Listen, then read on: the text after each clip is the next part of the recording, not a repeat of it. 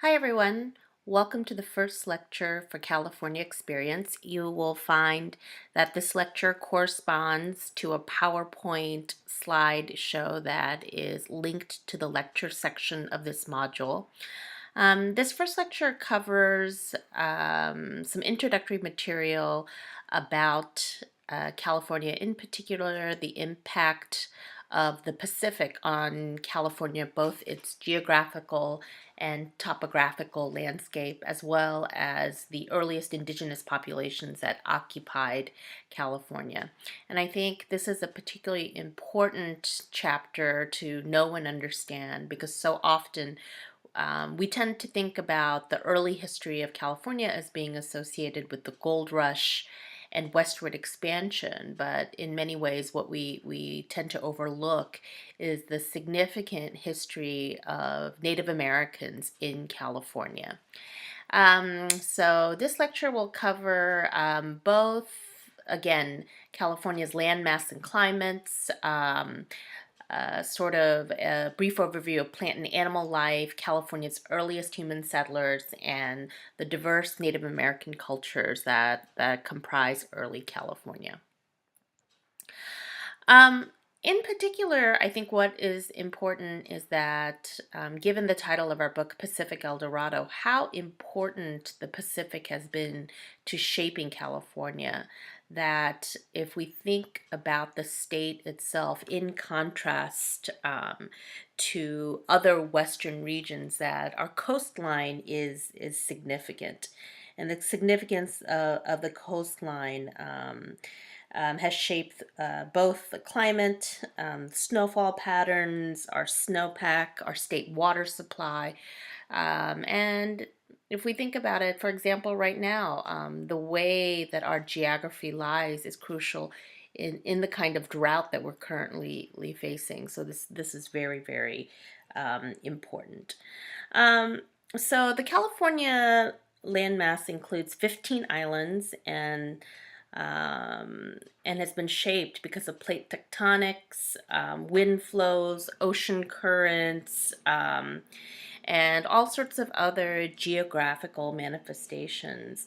And that I think what's also important is that while California is well known for its earthquakes, any number of earthquakes, and we actually have earthquakes on a daily basis here in California, and we don't feel all of them. But equally important is that California is in a tsunami zone, and it's the combination of earthquake, faults, and tsunamis has shaped our over 1,200-mile coastline. The mountain ranges we have are due to plate tectonics and volcanic activity. And what's important about this is that the subsequent gold rush is rooted in this process. Without plate tectonics, volcanic activity, we wouldn't have the gold and the precious metals that we do. Also, what's very important is that the Central Valley, the place that we drive through largely, and is now we drive through between LA and San Francisco, is the largest agricultural region in the state and one of the largest in the nation. Was shaped as part of a Pacific connected inland sea. And we also have significant deserts. We have natural harbors, rivers, lakes. So what we really sort of see when we look at the map of California and we think about the topography and the geography is that it's incredibly diverse. And by extension, that will have an impact on plant and animal life. But we'll spend a few minutes talking about the climate. The winds from the Pacific have shaped the state's climate and our snowfall patterns, and snowfall is critical to our water supply. So we can range anywhere from snow in the mountains to desert heat, 130 degrees Fahrenheit in the summer in Death Valley. And one outcome of the diversity of climate in Southern California and in Northern California, etc., has been we have this clear mismatch between rainfall and our most densely populated regions, which has created one of the world's most significant and extensive system of canals, dams, and aqueducts, which has an impact, and we will talk in a later lecture about the impact of water on our political and social climate. In the area that we live in along the coast from Santa Barbara to San Diego, we have what is considered a Mediterranean climate. Not only do we have mild winters, we also have, which put Southern California on the map in terms of Hollywood early on in the 20th century, is this sort of famous Mediterranean light. And the other thing to remember is that our mild and actually really very nice climate also has an impact on the sort of industries that we have, including the tourist industry.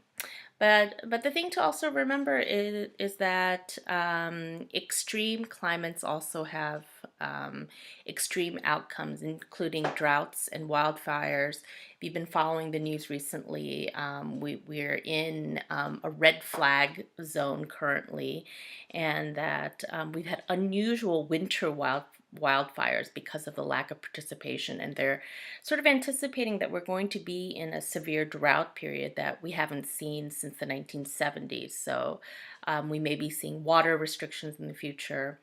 The other thing that we will cover as we talk more about the rise of megacities in California is the emergence of smog, and we'll discuss air quality. And all these things come together, these diverse climates come together to form something pretty unique in California. And it contributes to economic growth, it contributes to the way that people live, and in general, it also, because of the unique climate, the unique vegetation and animal life, and our desire to protect such climates, that it's not surprising that Southern California emerges as at the forefront of the environmental movement. So again, important to think about. Um, so again, because of the really diverse climate and geographical regions that we have in California, we have significant diversity in both plant and animal life, and then things that are very, very region specific. So if you think about the redwoods in Northern California, um, palm trees, if you think about the diversity in animal life, it really, if we think about the way that California, with its 1,200 miles of coastline, so we're a very, in terms of north and south, a very long state that covers a great deal of, again, both diversity in climate and in land mass. Um, what's very important, I think, also to think about is that in terms of plants and animals, that not only, again, do we have the uniqueness of, if you've ever been, for example, to see the redwood trees in the Sequoia National Forest, we also have, eucalyptus and various firs, oaks, and palm trees. And I think the other thing to think about is that uh, that a lot of the plants and vegetation we have are also brought from across the Pacific. So again, the Pacific connection is very, very important. Um, if you've ever wondered why we have a bear on the state flag, is that grizzly bears roamed most of California's coastal and forested areas until very recently. And in fact, environmental protection laws have actually increased the bear population. And I don't think we go for very long in Southern California without hearing, especially in LA, a news story about a bear getting into some local cities' trash, etc. And one thing we will talk about in the future is then what is this relationship between nature and urbanization? And I think this happens with any number of animal species, grizzly bears, coyotes. I live in Echo Park, and it's not uncommon to see coyotes walking down the street, both at sunrise and sunset. Mountain lions, cougars. And I think what's always important is that we do live abutted very close to some of the greatest natural habitat for these animals in the US. So important to think about. Um, and so again, I think the key thing to remember here is that the diversity of plant and animal life sort of mirrors and reflects the diversity of the geography and the climate. So, um, if we go back a very, very long time, at least 13,000 years, we're not going to cover all 13,000 years. One key way that historians have understood the settlement of California is the Kelp Highway hypothesis. And that in particular, that early settlers of this area crossed the Beringia land bridge and migrated to California by foot from Asia. And so that this landmass between, between Alaska and Asia was once connected. And what's really important is that that these prehistoric Indians and their descendants were hunter-gatherers and who lived sustainably within their natural environment. They spoke a multitude of languages, practiced division of labor between the sexes, excelled in basket weaving, and developed an advanced maritime, so that is ocean economy and culture. And the fact about the Beringia Land Strait was this sort of ice-free corridor between Asia and what we know as North America today, has been well documented, well supported, and that this accounts for a lot of the similarities that we see among early populations in Asia and in Alaska and in the Pacific Northwest, and then the people that we see vis-a-vis migration to California. Um, and then this Kelp Highway hypothesis is also that a key part of this is that it wasn't open for very long, and that this this particular path of the kelp beds along the Pacific Rim between Japan and Chile kind of provided plant and animal food and for made it possible and provide the support for the earliest ancient Pacific travelers. If we think about early California Indians, we need to sort of think about Indians, Native Americans. We think about the tribal and linguistic groupings, and that there were many tribal linguistic groupings. And what's important is that rather than thinking about geography, it's more important to think about linguistics. And in terms of the population of California Indians on the eve of European contact, it is estimated there are between 300,000 and 1 million early California Indians. And the vast majority of them lived in harmony with their natural environment. They didn't deplete nor hoard food resources. They used controlled fires to clear underbrush. Their diet included fish, deer, elk, birds, insects, reptiles, acorns, squash, corn. They were experts in the medicinal properties of plants. Um, and the this early California Indian world While they hadn't discovered or used metals in the time period we're looking at, they did have a sophisticated system of currency made from shells. They had tools and weapons made from rocks. They used bow and arrows. They dug irrigation channels. They made jewelry. They made boats. And importantly, that they had very, very complex societies that were marked with both religious and social practices that believed in a spirit world. But the core belief that early Californians, the early Native Americans shared was that the earth and living things were sacred and they were to be cared for and not abused, and that what has become to be interpreted as practicing a way of living that was sustainable. And other key things to sort of think about is that gender roles were clearly defined.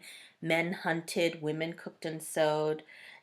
Divorce was rare but possible, and importantly, lineage was also traced, patrilineage, so through the husband or the father. Um, and of course, you can find out more details in your reading. And a key person that a key scholar who sort of documented and researches the earliest Californians was an anthropologist named Alfred Kroeber. And he was a student at Columbia. He became a Berkeley professor, and he published some of the earliest works at the early part of the 20th century.